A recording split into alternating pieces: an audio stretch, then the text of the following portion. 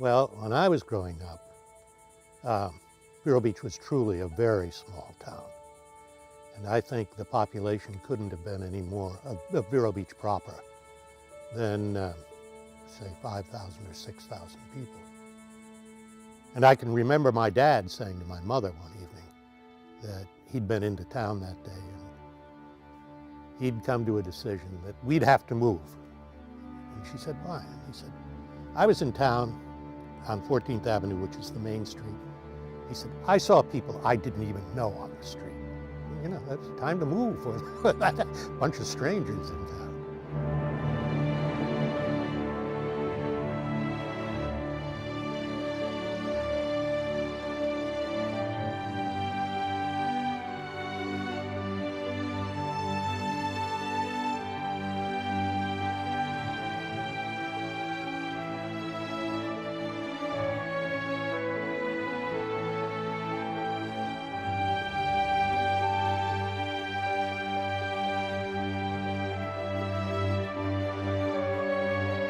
As teenagers, we used to, on Saturday mornings, we would gather on the edge of the river, rent a little boat with a little kicker on it, and take off up the river.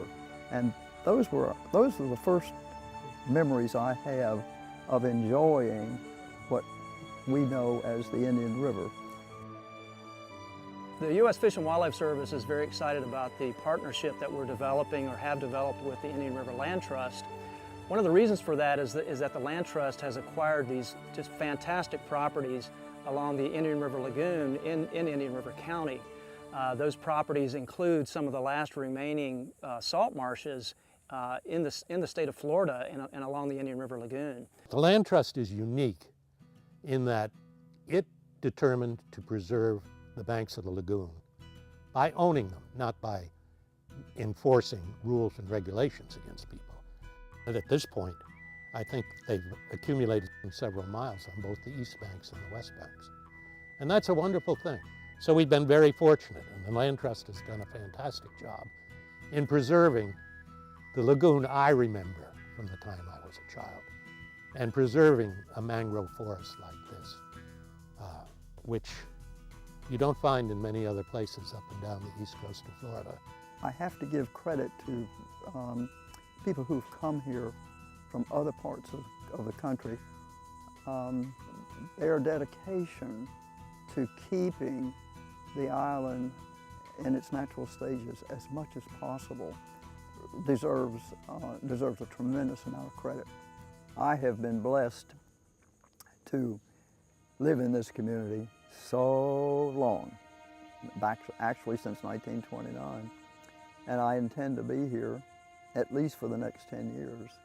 And while I'm here, I'm going to watch with great interest to see and help with the efforts to keep this area the beautiful spot that it is.